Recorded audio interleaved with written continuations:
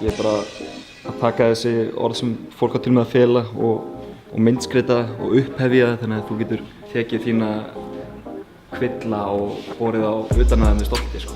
Kaupið bara tóma peysu og veluði bætur og svo bara skreytir hann eins og þú vilt, sko. Það er gaman að sjá hvað fólk er líka bara að leika sér með þetta og það verður bara svona aðeins, það verður persónulegt, sko.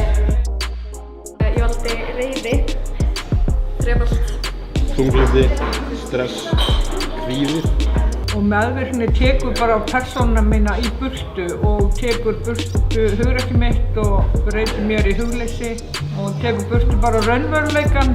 Eins og allir held ég að þá tengi ég við fullt af þessum pötsum, stress, kvíði og þunglyndi. Ég held að við öll gerum það, þannig að þetta er mjög relevant og góð áminning.